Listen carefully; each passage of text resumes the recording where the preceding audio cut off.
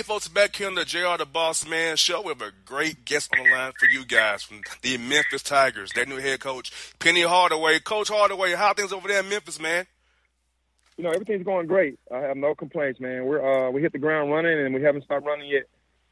And, Coach, you put together a great recruiting class and a great staff. So how key is that for you to get you a great staff? Is with Sam Mitchell, Coach Matlock, Mike Miller, and yourself, and along with bringing in great guys to bring the city of Memphis back and Memphis Tigers basketball back to where it used to be at?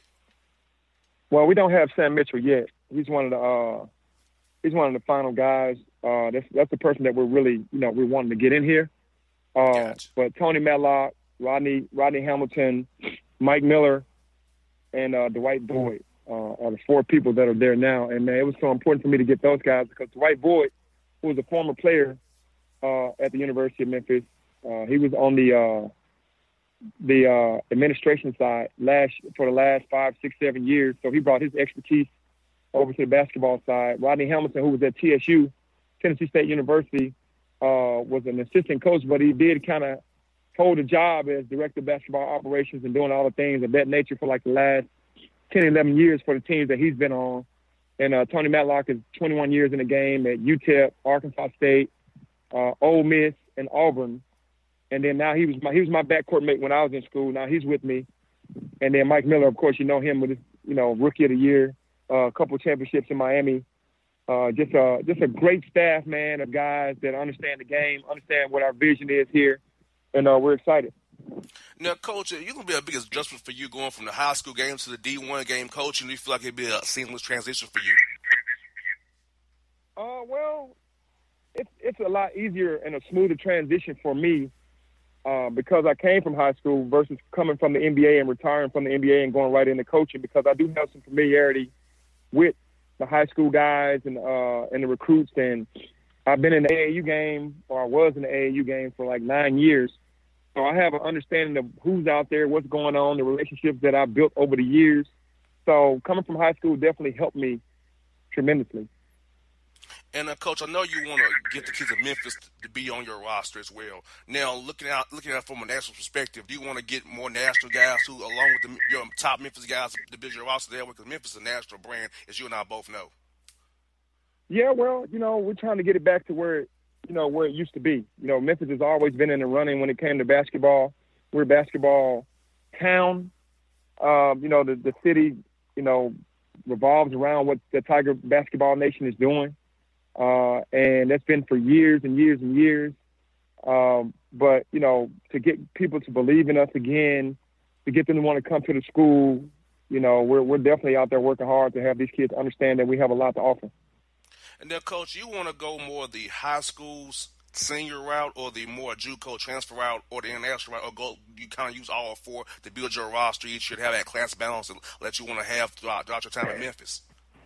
Well, I think there's a time and a place for everything. And this year we had to get junior college players because he was the best available big man and one of the best big men. Not that he was just a throw-in, but we were blessed to be able to get him. We went and got a junior college big man. He was they won a national championship in JUCO, and he was available. And man, that was just a blessing for us to get him. But as far as international players, we welcome that. The rest of the nation, just straight freshmen. It just, we're just going to go out and get the players that we think is going to help us the most, no matter what they're coming from, whether it's another D1 or whether it's from JUCO or whether it's from high school. And, Coach, I feel like this for your roster, like being in Memphis, you're in a great spot location-wise. You all can get out 5 hours either way, get to Atlanta, go up to St. Louis. You can get out to Texas a little bit there. I mean, you're in a great spot to kind of find guys within driving distance by having to get on a plane, because that's important, too, to find guys within that radius of your institution. Yeah, I mean, you want to build a fence around your community. Like, we want to build a fence around Memphis, and we want to get the players that we know that are capable of taking us to the level that we want to be taken to. And we want all the kids in Memphis to feel like they do have an opportunity to come to the school, that they're not shut out. But we also want to understand that there's other areas in the Southeast that we can go to and try to get guys. So, we don't want to alienate anyone. We want to just build the program with guys that we know that we need and build it from there. We're not trying to just say, hey, this is all about Memphis. It's to build a national championship team, you have to gather from everywhere. And having experience like you Coach Hardaway, you got Mike Miller, guys who played in the NBA. You all know how to teach a guy what it takes to be in the league. So a guy who wants to go and play professional ball in the league or internationally, you all can show them the way because you all have the experience already right there at the doorstep. Well, I think a lot of the parents understand that. Just like Kentucky does, one and done. You know, we're saying, hey, if you want to go to the league, you know, we played in the league. And that's all I can say about that. I mean, it just – Mike and I understand the game. We want to develop, and I think a lot of the parents already understand that. Now, playing style-wise, Coach Hardaway, you played for a lot of different coaches in your career. And so how you see yourself playing style of being playing fast, defending like crazy, switching screens? So how you going to institute just how you feel like playing this year for your talent base you got coming in this year? We're going to be aggressive on both ends of the ball. I mean, we're not going to be dumb. We understand it's a different game plan for every team. And we're going to be well-versed and well-seasoned and taught. We're going to teach every scenario that we can teach when it comes to basketball so that our guys are more than prepared to go into any type of game, no matter who we're playing. And but we're going to get out the people on both ends. We want to attack on both ends of the floor. I feel like when you have an aggressive-minded team, you win more games than you lose because the guys stay in attack mode for the entire game on both sides of the ball. Now, Coach, I know you're probably happy about the workouts will be starting here real soon. Summer school starting, get on the court, your guys. So, will you be implementing your schemes, or you just be trying to play development with the guys, kind of see what you got, evaluating your talent, then kind of try to implement schemes in the fall coming up here? Well, I think that we're going to introduce certain things, but you have to go with the personnel that you have. We can't go in one-track minded and just say, hey, we're going to play this way. We can with some stuff. Some stuff is non-negotiable, but you got to deal with the talent that you have. And we're going to do that. We're going to get the guys in, understand that on the offense end, we want to play fast. We want to open the door. We want to allow you to play, and I think most kids will love that. And, we're not going to we're going to figure it out as we go on. I think by the time the fall comes, we'll have a better idea of guys and what we want to do, but we're not going to just be closed-minded because we might have to adjust some things. You got there right, Coach. Now, kind of scheduling-wise, Coach, I know in Memphis you can probably play anybody you want to play, not in them zip tournaments as well. So, were you trying to play like a Maui or a Bahamas tournament and then try to play all the major teams around the country to get your team ready for that play in the American Conference, which is going to get real tough in America now? Absolutely. I came in this year and tried to change as much of the schedule as I could. I'm all about competition. I'm not dumb. I guess in today's game I would be dumb because most coaches want 20 wins. I want to get my team better. I kind of respect what the top schools do, especially Coach Izzo, because Coach Izzo, man, he might be 4-4 or 3-4 early, just playing the toughest schedule, and then he always ends up in the Final Four or the Elite Eight. So I'd rather play the competition early to see what I'm working with, to see what my guys are made of, because those are the teams that you're going to see in the NCAA tournament if you want to win it. Even though you're going to have some Cinderella stories, for the most part, you're going to have some strong teams from some strong conferences. So I want to play in the Maui Classic. I want to play in all the large tournaments where we can play against competition. Duke, North Carolina, Kansas, Kentucky, all those top teams, the Blue Bloods, Arizona, to just kind of see where we size up at. That's how I've always been. Even with my high school team, we went around the country playing all the top teams as much as the state of Tennessee, our state association would allow us to do. We always wanted to play the tougher teams. And also, Coach, I tell you what, playing those, your conference is going to be crazy. And with your addition of Memphis, you got schools like UCF and those guys, East Carolina getting better. So, when you look at the conference as a whole, how you see yourself trying to navigate this conference teams you got in the league right now, and how you build your roster right here in the summertime and going to the fall and down the road? You know, it's funny you said that because I had to go to the head coaches conference out in Phoenix, Arizona about a month ago. And when I actually sat in the room, I knew of the team. But when you finally sit in the room and look at all these guys, these head coaches that are in our conference, man, you got some unbelievable coaches in our conference. And I'm sitting there going, wow, you know, our work is definitely cut out for us because these guys have won their entire careers, a majority of these guys.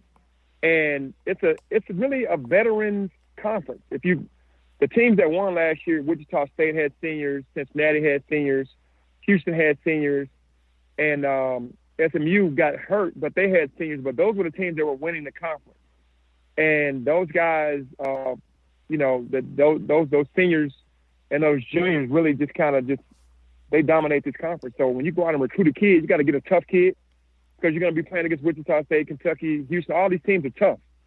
And you got to get kids that are able to be coached. I mean, that are going to want to be able to adjust and go into war. And I think we've done a great job of that because we have every kid that we've recruited and that has signed, they're winners. They've either won championships in JUCO or they won championships in high school or they won championships in AAU. So they're winners. So, I think that's so important.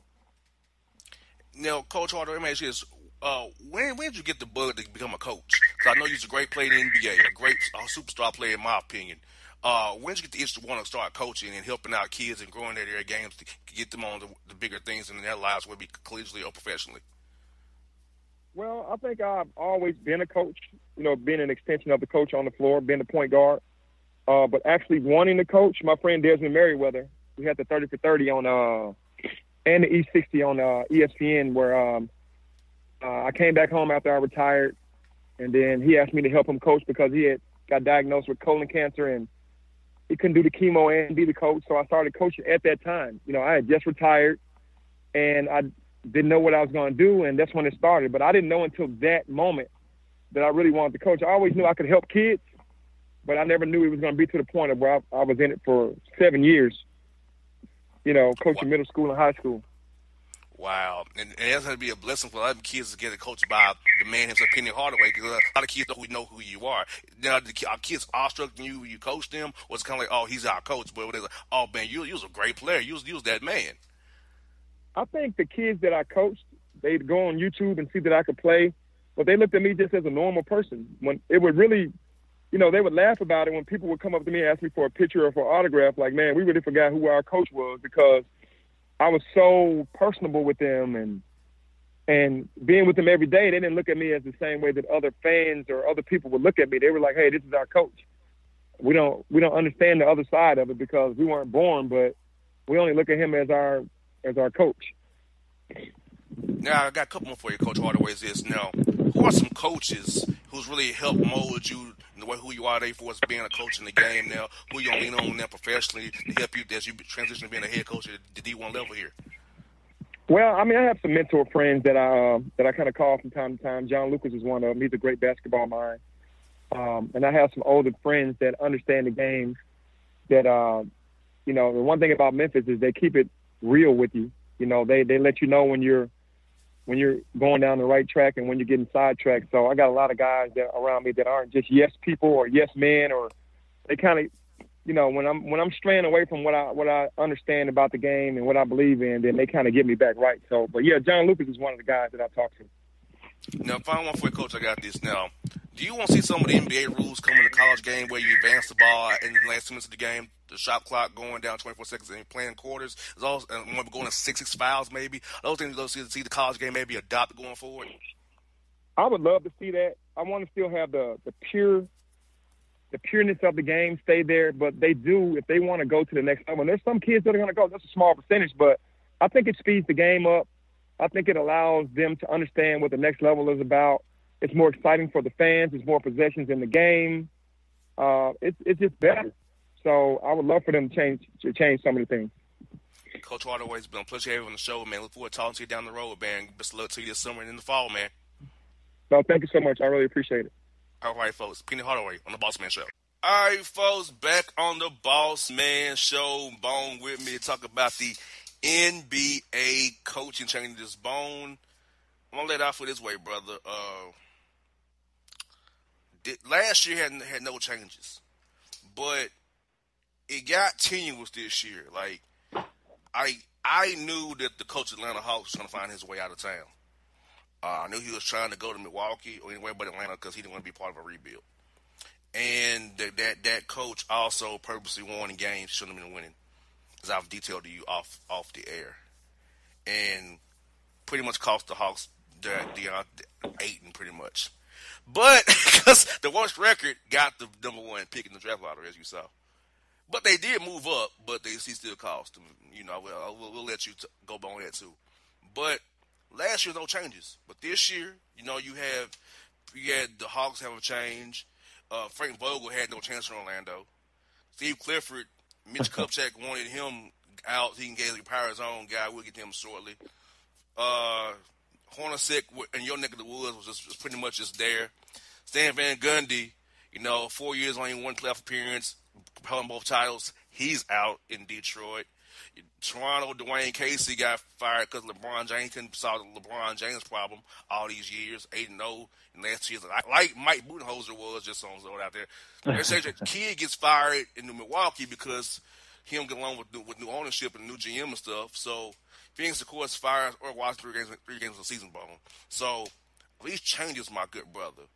I mean, these something you expecting to happen this year, and let's speak about the Hawks situation with the draft lottery and winning those games and how you feel about that as well. So, Bone, I'll throw it all out there at you. Take it wherever you want to go, my good brother. Talk to the good people at the Bossman Show, man. Yeah, I think the coaching changes were expected because there's some bad teams in the NBA this year.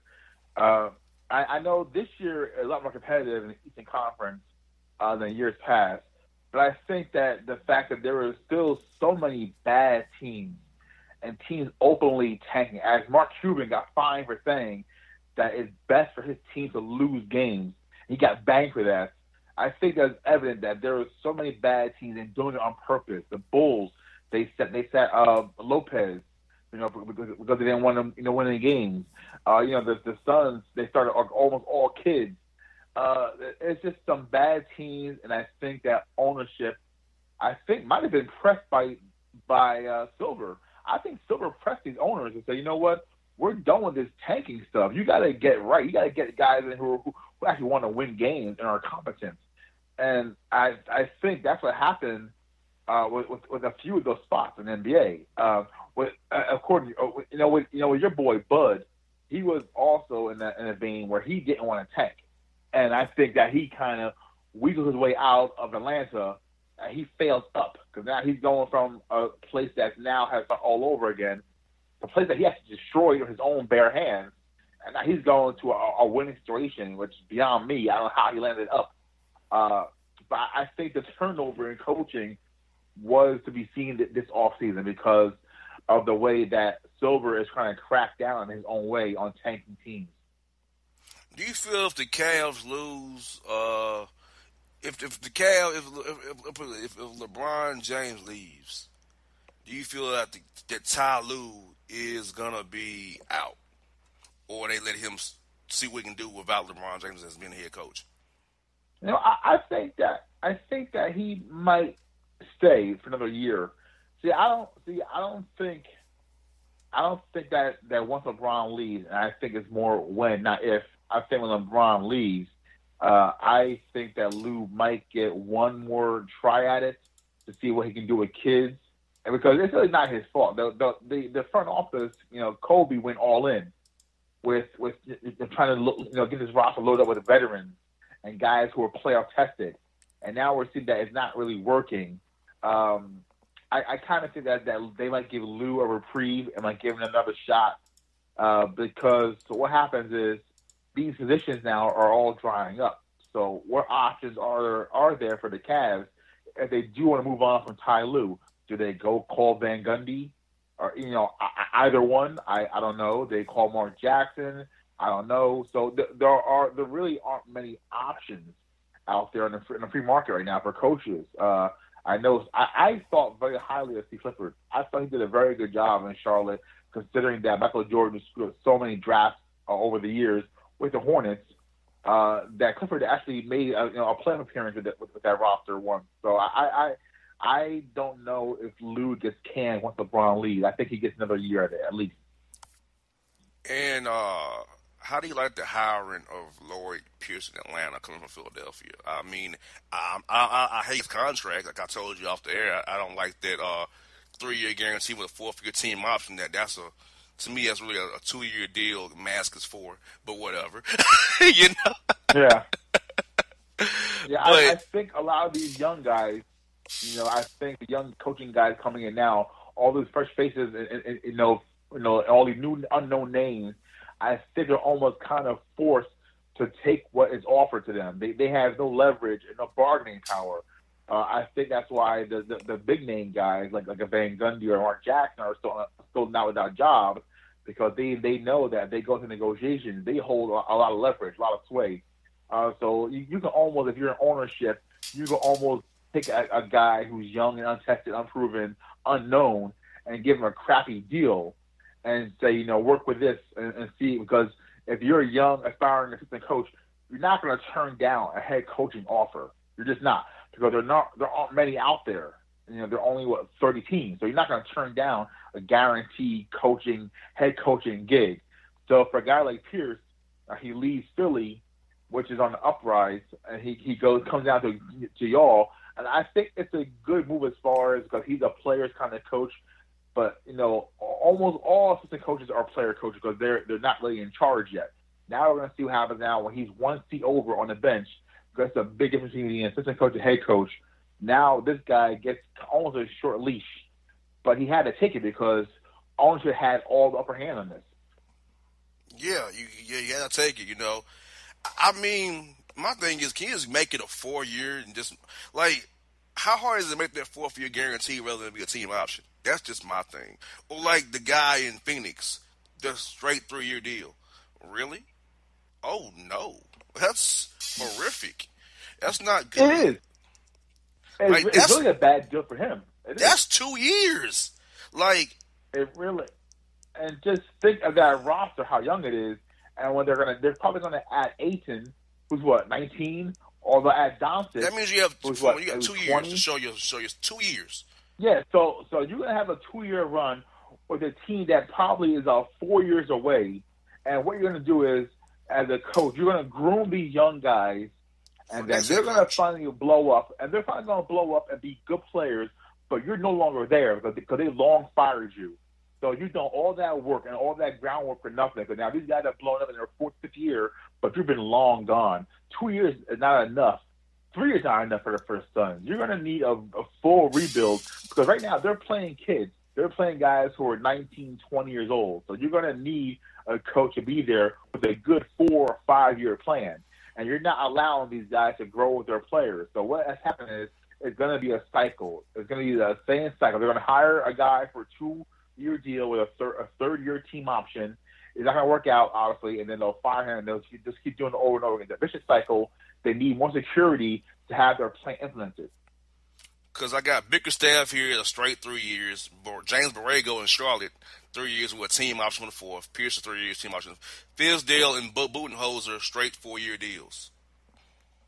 Yeah, I think that makes more sense. I think because ownership of both the Bucks and Knicks realize that these two guys, even though I know people don't like Bud, he holds some kind of weight for some reason around the league. He's highly praised for some reason around Pat the league. Riley for Fizdale, Popovich for Bud. Yeah, exactly. So when you have those kings, Riley and Pop are the king of kings. So when you have them vouching for you, it holds a lot more weight. So what that did, it gave Fizz and it gave Bud that extra year. So now they have a full 4-year plan ahead of themselves, and it made sense from ownership because they had Pop and Riley vouch for them.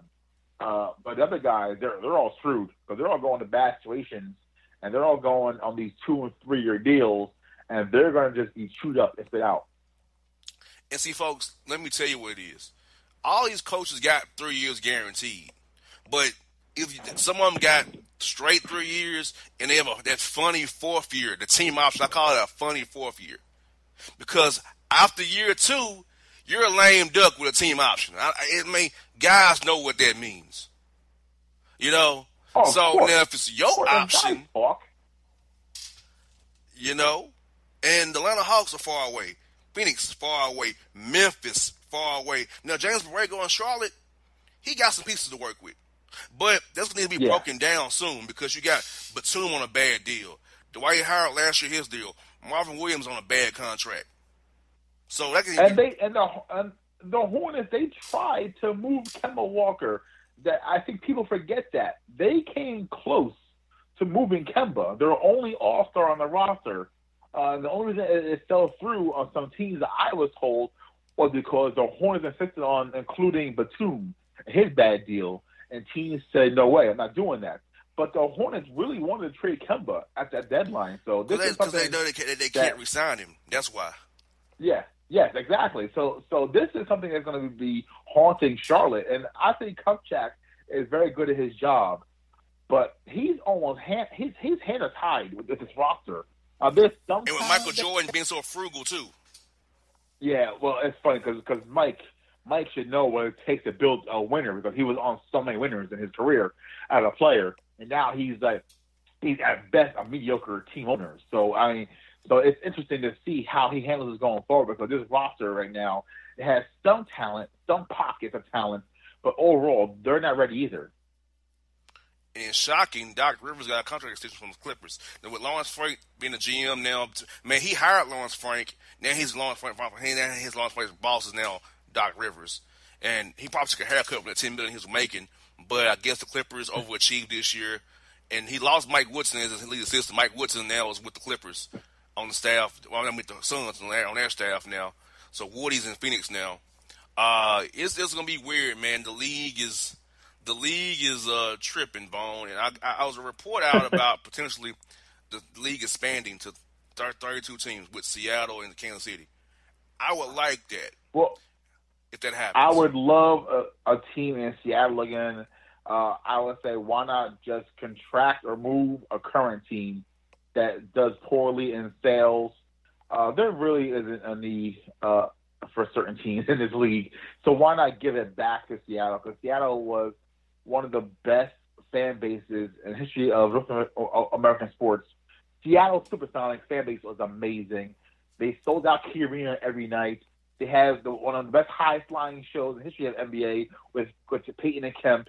It's a shame that they got robbed of that, and it's the shame that Stern robbed us of that. So they're really good team in Seattle, like right now. And what I read alignment will put Memphis in the Eastern Conference, which makes sense to me, I guess. Putting them in the Eastern Conference and leaving Seattle and KC in the Western Conference and realigning the West out there, where you'll have like the California teams as a division. You pretty much have the Lakers, the Clippers, the Golden State, and the Kings as a division. You have Denver, Portland, Seattle, and I guess Minnesota. You know, I read. And you have the Southwest Division pretty much with those teams, in Texas with New Orleans there. So, you know, it'll be kind of a weird thing to have, you know, they're like the Magic, the Hawks, the Heat, and the Hornets in the same division. You got Memphis in there with Indiana, Chicago, and them in Milwaukee. So it'll be interesting how they had a realignment with it. They would do it, but they said it's not too far away. It's far away, but not too far away. But they're trying to get Kansas City and get Seattle, and they're trying to play by getting more jobs, making the D League more viable. So all the things going on in the league, man. I would love to see a team, you know, them two teams coming back, and also keep a team in Memphis. No, I'm not fond of Memphis. I'm not fond of the city like that, but I used to live there, and I know that they need something to do in Memphis. That team brings that city joy, because not much joy there since Dr. King got killed there. They're still stuck in the 60s in Memphis. So, but they need something to cheer for. So I don't want the team to move to Seattle and go away and it's be a dead spot in downtown Memphis like it already is. So. Yeah, I agree. I hear you saying. I know that you're saying that as far as the communal effect and as far as the profit in the city and jobs and stuff, that the city does need the Memphis Grizzlies there. But really, as you talk about just performance-wise, they really don't need the Grizzlies in Memphis anymore, and they don't need the Grizzlies in the West. That makes no sense. And they don't need the Kings. And honestly, I know. I'm sorry they had a good run with D-Box, Weber, Peja, those guys, Bibby. That was a good run. But since then, it's been a hellhole. It's been a sinkhole of basketball where no one can win and thrive in Sacramento. They really don't need a team in Sacramento. They really don't. And Kansas City, they tried it before with the Kings. The Kings left Kansas City to go to Sacramento, and because Kansas City couldn't hold a professional basketball team. So what makes you think now that it'll work? So I don't know what Silver has in plan for this sort of realignment and stuff. But to me, there are some teams that don't belong where they are right now anyway. I'm with you. Well, folks, this is Bone with me. The Boston Bone said we got one more segment for you people. We're gonna talk to you about the Knicks, his Bone special, the New York Knicks with my man David Fizdale. Take that for data here on the Bossman Show. Back after the break. All right, folks, back on the Bossman Show with my man here, Tony T-Bone Williams with me, Metro New York, Salute Magazine. He's the beat writer for the New York Knicks. He's always in Madison Square Garden with Walt Clyde Frazier, Mike Breen in the Garden Faithful doing his thing over there. Bro, how is the buzz in New York City with the man himself, David Fizdale, a Perry disciple, leading the Knicks now for the next 4 years? Oh, I think it's a very good move, a smart move. I'm a big Fizdale fan, but like I said in the last segment, it's still a big jump when you go from the assistant to the head coach seat. We saw Fizz and his failures in Memphis. A lot of that honestly was due because of Gasol sabotaging him anyway behind his back. But I think with New York, there's a clean slate. Perry and Mills, they like him. They enjoy being around him. They love his basketball knowledge and passion. They love that he appreciates being here in New York. He said at his press conference, he said that as a kid, he told his mom that he wanted to play in the Mecca one day as a player. So the next best thing is to be a coach in Mecca. So he really appreciates being here in New York, wearing the colors of the Knicks and representing the New York City crowd. So he is a great fit. I know fans clamor for Mark Jackson because of his history and ties to the Knicks, but that really was never going to happen. There was just too much, I would just say, undercurrent and baggage from his days in Golden State. Nothing to do with basketball, mind you. Nothing to do with Mark Jackson's basketball ability as a coach. The undercurrents and the rumors and murmurings were behind the scenes with how he dealt with his coaching staff, how he dealt with people in the offices, how he dealt with ownership, how he dealt with secretaries in the offices. So that had nothing to do with basketball acumen, but it just had to do with just the bad, I guess, backlash behind the scenes about Mark going on. So that was never really going to be a hire for the Knicks. But hiring Fizdale made so much sense because of his passion for New York and the fact that he wants to be here. You know, he has just the ear of so many players around the league. Now, I'm going to stop here right now real quick, though. This does not mean, Knicks fans, that LeBron is coming to New York. LeBron and Fizz are very close to the days down in Miami Heat, but LeBron is not coming to New York. So let's stop with that right there. Let's pump the brakes on that. Fizdale's here for a full rebuild, and LeBron is at a stage in his career where he's chasing ghosts. He's not going to chase ghosts losing here in the Garden every night, so he's not coming here, guys. Yes, and as we know, Marc Gasol sabotaged David Fizdale in Memphis. Absolutely. How is he going to – has he talked about his plans to – I don't know if that happened with Kristaps Porzingis, because David Fizdale can be very strong-headed, stubborn, and bullheaded, which is probably a good coach. But Marc Gasol didn't like that. And he talked about the Miami Heat way in Memphis, that he's always quoted the Miami Heat way to the guys in Memphis, and that kind of rubbed him the wrong way too. So is he going to stop with the Miami Heat way, and this is the Fizz way, or how does he code the Miami Heat way and then not come out in a way that just rubs people the wrong way? So you kind of compare and contrast the Heat to where the Knicks now. Right. Well, he did say in his press conference that he thinks he's learned from his mistakes of how he handled superstar players, because the NBA is a star-driven league. More than any other pro league here in this country, the NBA is a star-driven league where stars run teams, and the coaches are expendable.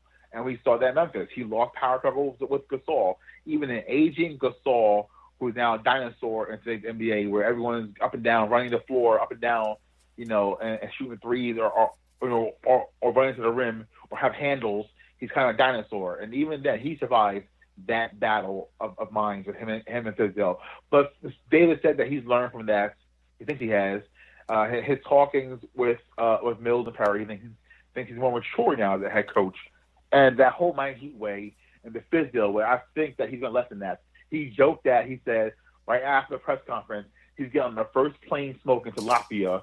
He's going to go smooth and hang out with Kristaps, because he knows that Kristaps is the franchise, the face of the franchise, and Kristaps will have even a larger voice going forward. Even if he's injured, he is a franchise pet. So he knows, Fizdale knows that he needs to grease things up with Porzingis. So I think that he'll be good in that respect. And besides, Porzingis plays a game like today's bigs. I think far more than Gasol. So he'll fit more with Fizdale's thinking of philosophy and offense, where he'll probably play Porzingis more at the 5 once he's healthy to play, where he'll be pretty much a stretch 5 or a point 5. So I think that he's learned from mistakes with Gasol, and now apply those things with Porzingis. And Bone, another thing that where he lost the Grizzlies that when he decided to say, came in and told him Zach Randolph, you're going to be our 6th man. You come off the bench. That you don't put Jarrell Martin in over him. And I know that cost him Marc Gasol. Now, Mike Conley kind of went with it because that's not who he is. But, and Tony Allen kind of, he'd say, you come off the bench too. Like, you putting Zebo and Tony Allen, the Memphis Grizzlies fans' favorites, saying they come off the bench. Yeah, he came in. Well. That he came in with that. I think you don't do that. I mean, I don't expect for them to let them start today because last year their deals. I get that. You don't be gone anyway. I get that, but to not play fan favorites Vince Carter, Tony Allen, and Zebo, I know you want to make the team faster, but that's what the crowd in Memphis wanted to see. Yeah, I think the culture change was too quick, too much, too fast, too soon. I think Fizz came in a year too early in Memphis. Yeah, I think also the fact that these guys were also on expiring deals, and Fizdale knew that they weren't going to be part of that future. And Fizdale saw the future of the NBA where everyone's shooting threes, everyone's running, everyone's cutting, everyone's motioning. There are no more standstill players like Zebo or even Gasol at times in the post.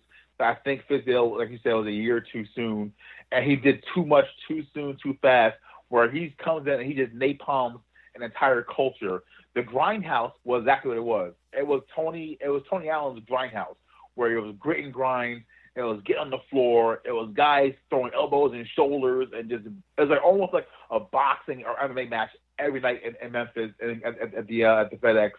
It was almost like a wrestling match every night, and I think fans embraced that kind of physicality, kind of a throwback.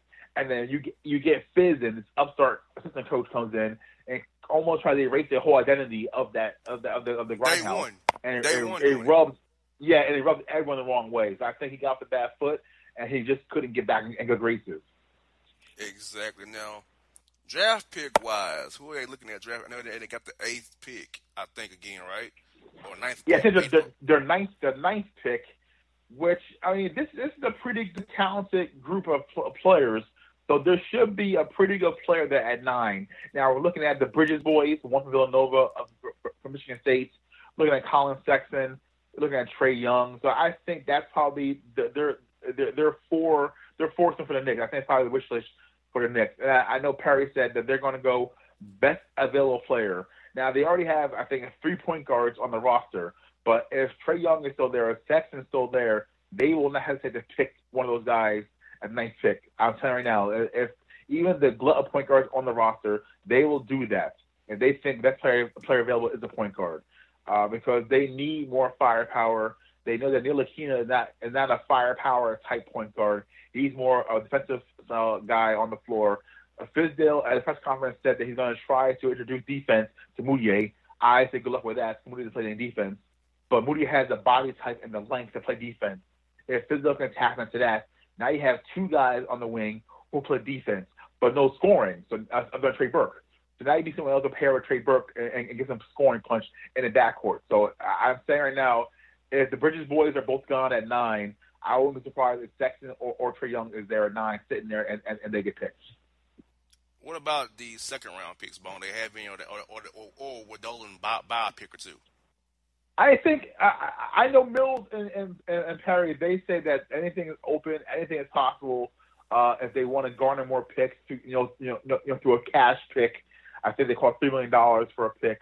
So I mean, if they want to go in that route and add more second round picks, because with second round picks, I think the more you have, the better chance you have of finding maybe a steal in the second round, because there could be steals you had as far as guys who are maybe under the radar, who play international ball, or kind of like behind the scenes. They're almost underground players. So I think that any possibility is open for the Knicks. I wouldn't be surprised to see them add more picks if they can buy in the second round and get more picks that way, because they have holes to fill, and they'll have a lot of money to fill those holes. So if you can get good bargain picks in the second round, why not go for it? Exactly. And are there any plans for THJ? Will he be starting, come off the bench, or how does he factor in all this? And how does my man C. Lee factor in? Is Joakim Noah going to be stretched or cut? And are they looking at trades? Right? What are you hearing on the Knicks trade front right now? Well, there's no trade market for Joakim Noah. Joakim Noah and his beard right now, there's no trade market for them. The Knicks, I know they want to find a way to keep Kyle O'Quinn, maybe because he's a New Yorker. He's born and bred New Yorker himself. So I know he has a great attachment to the fans. He's a fan favorite. So I know, and he's a good worker, a good teammate. So I know they want to keep him and retain his services. Joakim, there's no chance of him getting traded because no one wants him. I just point blank. From what I hear, there's no team out there that has any kind of interest in Joakim Noah. Not only because of the injury history, but the bloated contract, the fact that he came to blows with Hornacek. I mean, there's just too much baggage for Joakim right now. If he gets stretched, that probably makes the most sense. But then that also messes with your cap history going forward. I would say, as far for Tim Hardaway, I would say that he's the starter. Courtney, that's another thing because the Knicks actually they wanted a number one pick for O'Quinn and Courtney Lee at the deadline. There was no team get a number one pick. They should have took 2 seconds. Remember, I mean, there were deals for 2 seconds that the Knicks turned them down. Yeah, there's no way there are teams offering a 1 for either O'Quinn or Lee, even if they were expiring contracts or not. There's no team in right mind getting a 1 for those guys. So like you said, they should have took it to 2 2s and built from there, but they didn't, and now they're kind of stuck in limbo here. So I would say Hardaway is definitely safe. He's probably one of the safer guys on that roster going forward. I would say Porzingis is safe. I would say Hardaway. I say Ntilikina. I would say Trey Burke has a spot in this roster no matter what. So there are a few guys who are safe for now. But like you said, to turn down those deals for Lee and O'Quinn was asinine. Very much so. Well, Bone, I tell you what, my good brother, we're going to keep an eye on the New York Knicks. I have an interest in this because, I have friends on the roster. So that very much means I keep an eye on the New York Knicks. So hopefully, Perez and Mills get it right. You have a black GM, black president, a black head coach. Not very many times it happens in professional sports. So we got to make sure they succeed. It won't ever happen again. Yeah, this is a great trifecta, and not just because of the whole black thing, but it's because that they're qualified. All 3 guys are highly qualified. So it wasn't just Dolan giving out, affirmative action. These guys are all very respected around the league, through players, through agents, through coaches, and so forth. So this is a great move by the Knicks, and I love that they're going forward. And I wish these 3 guys the best luck, not only because of my sake, because I like covering the team, I like being around the team, but just because the Knicks need to be winners. They need to be good again. The league matters so much more when we have Boston, L.A., Philly, New York mattering again. They need Knicks to matter again. I'm with you, folks. That's my man bringing the heat from Metro New York. Salute Magazine, my man, Tony T-Bone with Bone. Appreciate your brother coming in on a good vacation week for John. Great job as always, my man. We got to do this again. It was fun, brother. Get you on the air again, bro. This was great. It's always my pleasure, man. I was hopping on. Thank you, man. All right, folks. That's Bone. Boss, we out. All right, folks. Back in the Bossman Show. 3-man weave is my man. JC with me, bro, man. What is good in the city of Memphis? Are you all dry? Because I know it's wet here in the ATL, man. Man, it's hot. It's hot up here, dog. But everything's good up here in the M-Town, man. We looking forward next couple weeks to the NBA draft. What we're going to do with that 4th pick, man. Y'all should trade that pick down, bro. Trade down. I think it's what's going to happen. I really think y'all should trade down and get some picks. Get some more picks for Chris Walls to mess up pretty much. Basically. You can't draft nobody in the first round worth crap. Man. Except for Mike Conley. We'll find a way. We'll find a way to mess it up. No, bro, let's address this, man. What's up with the Rockets collapse? Do you feel like the Warriors figured the Rockets out? Or was it the Chris Paul got hurt and Mike D'Antoni pretty much playing 7 guys, gassed his team out, but not going deep in his mental playoffs like Joe Johnson maybe, or Bob Moody? Yeah, I mean, it's a combination of everything when you think about it, man. You know, it's so unfortunate. Chris Paul is having some great playoffs, man, and kind of getting rid of that playoff stigma he's had in the past. He can never get past, you know, second round of the playoffs, man. He's probably playing some of the best ball he's played in years, man. You know, you could truly talk about Chris Paul being back on that elite point guard level, you know, with the way he was playing in the playoffs.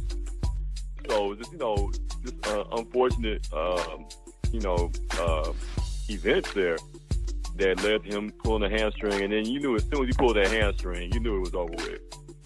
You knew it was over with. I was thinking that maybe he was trying to give it a go in Game 7, but, you know, you don't want to risk something like that, man, because that could easily turn into from a hamstring strain to a tear, you know, and further hamper him even next year, you know, possibly, man. So I understand the reason why they, you know, want to sit him out.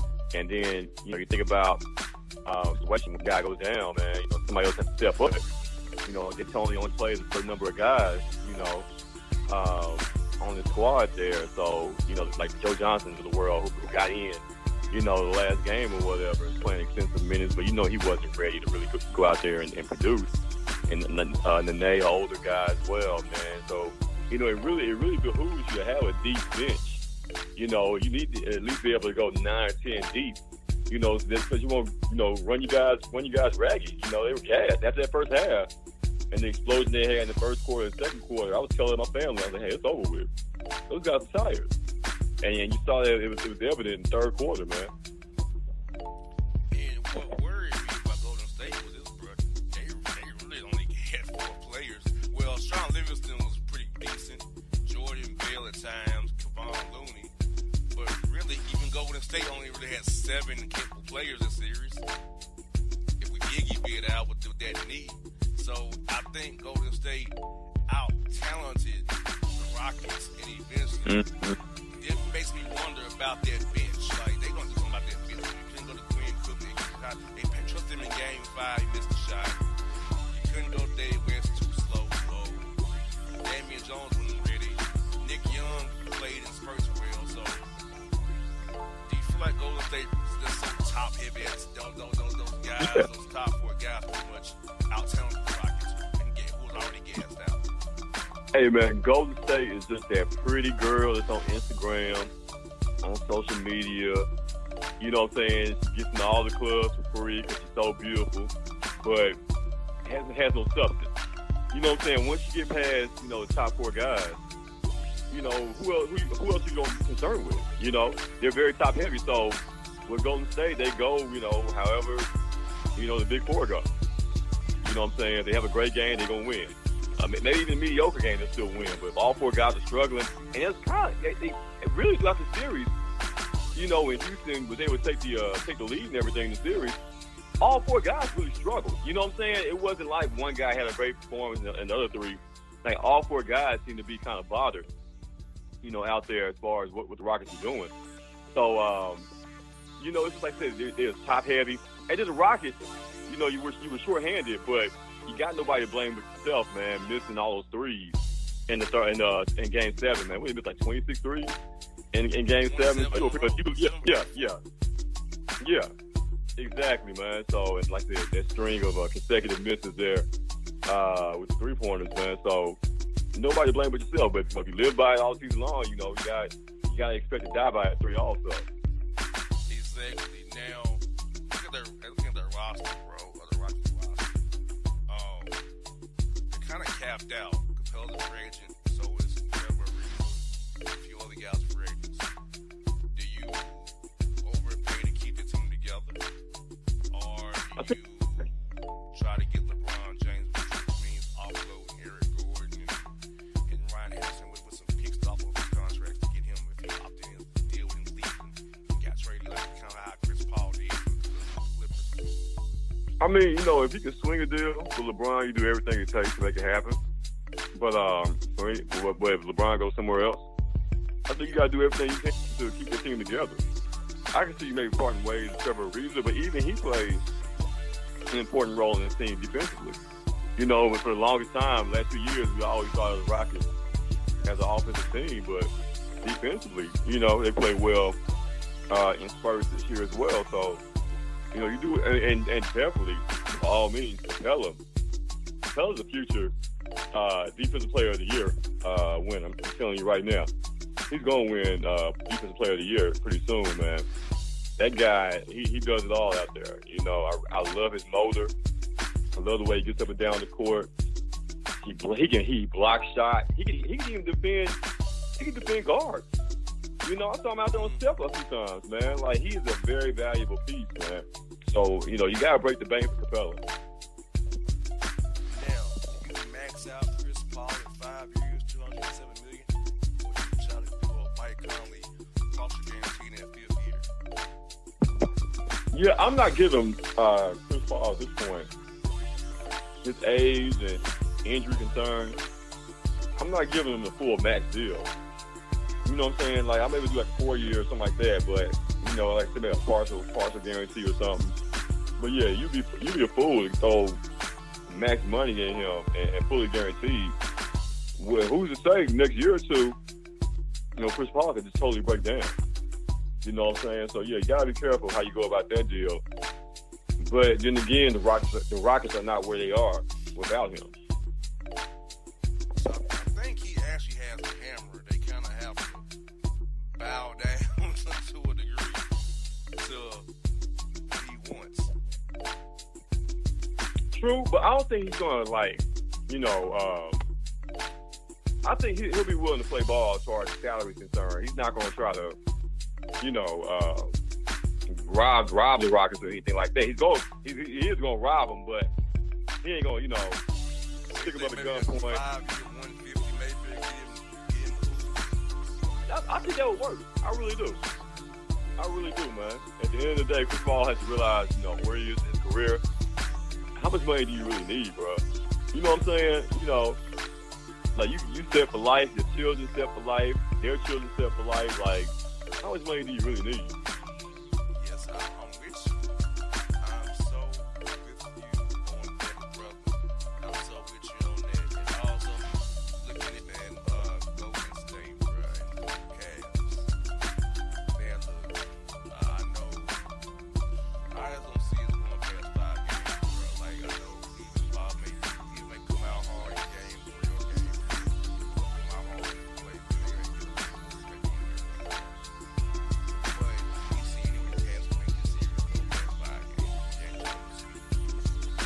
Hell no.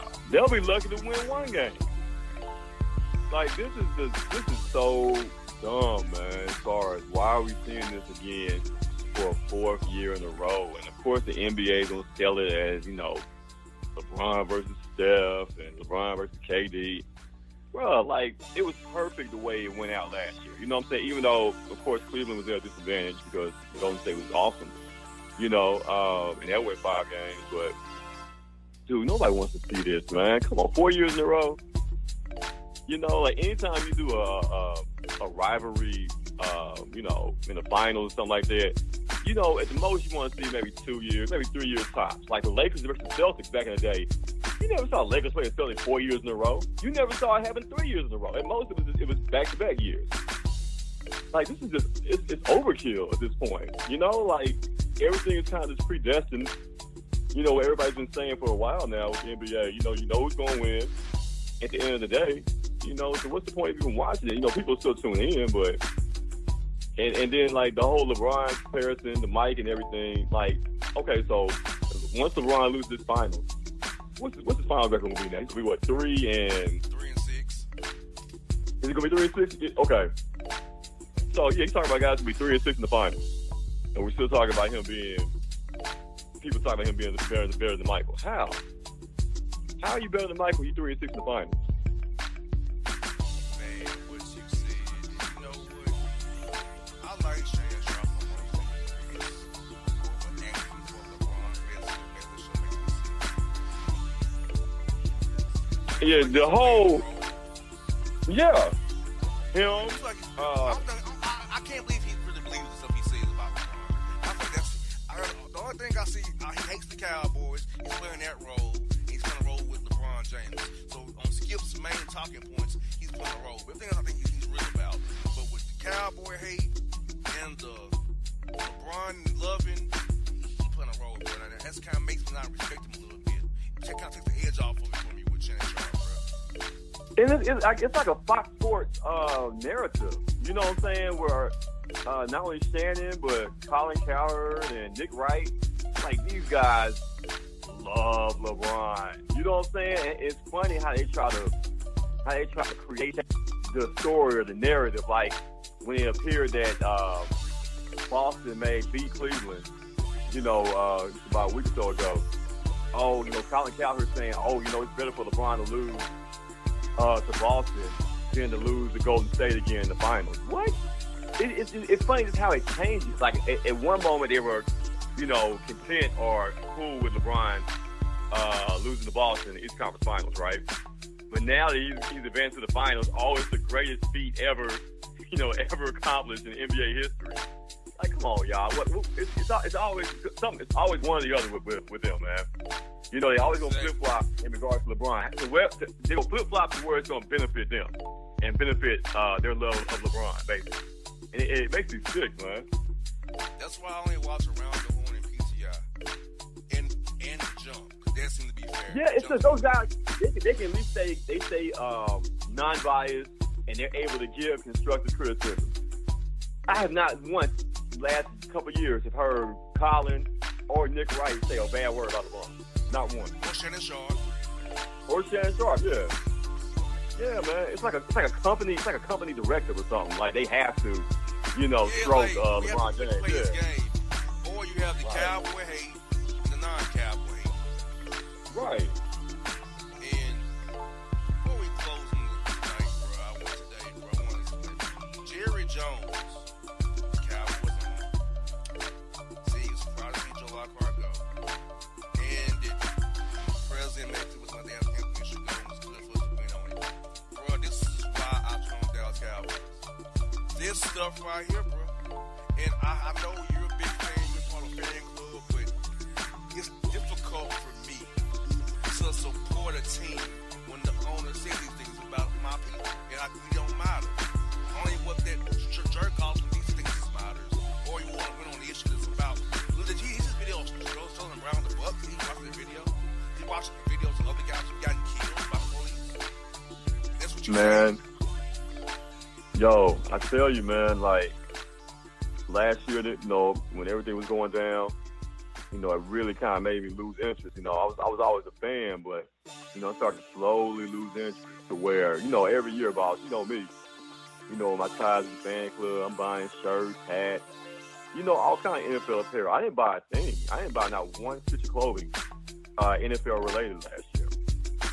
And years past, I've gone to Cowboy games, spent big money, But and even this year, I was thinking about going to the Cowboys. Well, I was going to the Cowboys-Titans game, November 5th, Monday Night Football. I had my hotel room booked and everything.